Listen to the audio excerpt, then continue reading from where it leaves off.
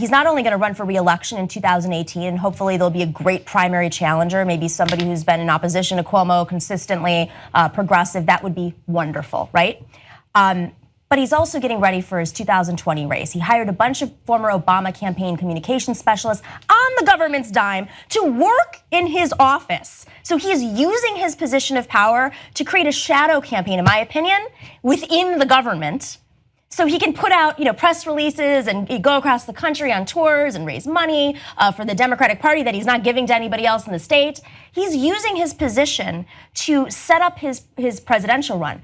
But there's one side of this that hasn't been reported out. The IDC is almost entirely funded by the real estate industry, which is a big thing in New York, and charter schools.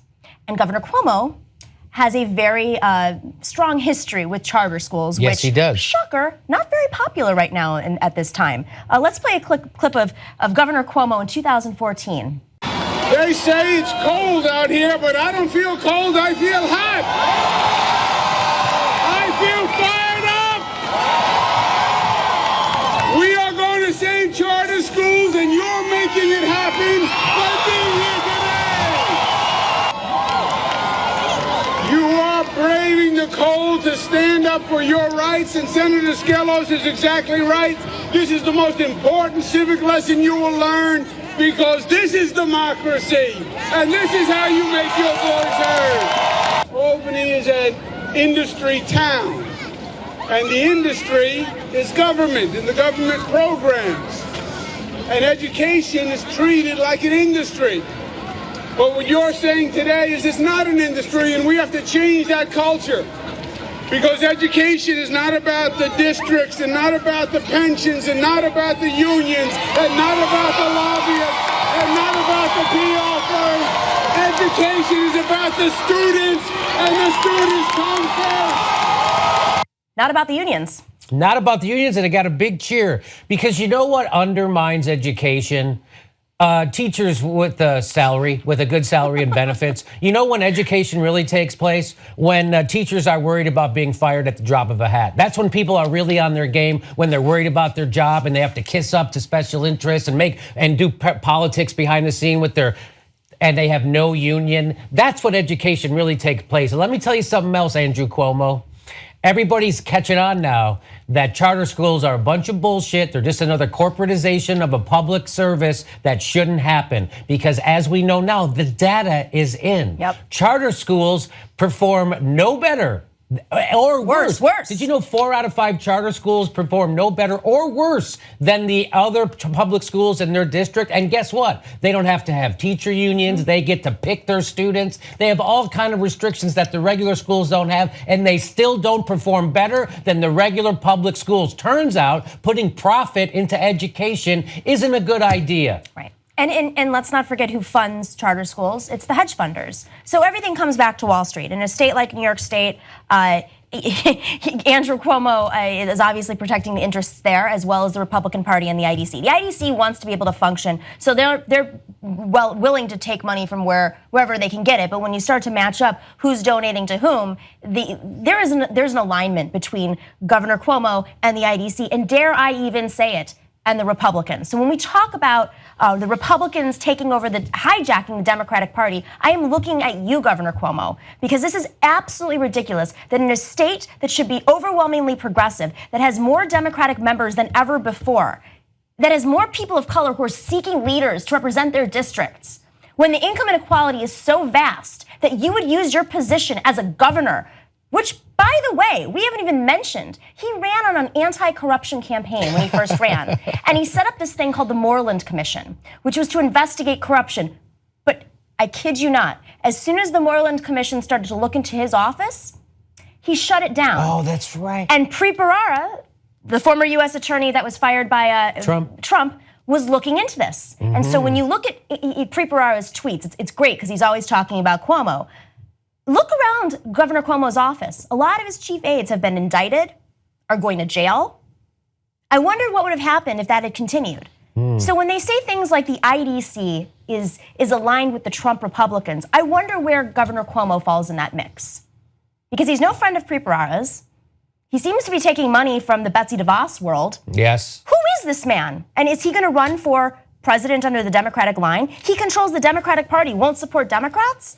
Who is this man? This isn't triangulation anymore. This is a whole other level of Republican corporate takeover of the Workers' Party. And so what are the other Democrats saying in New York about him? Like what are the, regular, I'm not talking about voters, I'm talking about regular mainstream Democrat politicians? Well, there's definitely some frustration in the Senate. I think the New York State Democrats, the Senate Democrats and the Assembly have come out in recent months on attack. The Assemblyman Michael Blake, who, he's not dealing with the IDC, but he's supporting the actions against the IDC. He's a vice chair of the Democratic Party. He was just elected as a vice chair.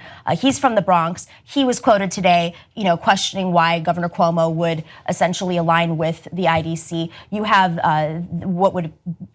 this is another factor. So the state Senate Democrats would be controlled. The Senate would be led by a woman of color, which has never happened in history. But it isn't because of the IDC, and partially because the guy who's running the IDC wanted to be the Senate Majority Leader. So the minority leader, or the Democratic leader, is Andrea Stewart-Cousins, who's a senator. She's been actively fighting back against Cuomo. There's also the Deputy Minority Leader, Senator Janaris. They're all being interviewed. I've interviewed them in my reporting. You can see that on TYT Politics. But there is a real grassroots movement. The elected Democrats are not really aligned with Governor Cuomo. You have the New York City lawmakers who are coming out. Congressmen are coming out in opposition to Cuomo. So I'm not sure how there's going to be this perfect storm of support that he needs when he runs for president.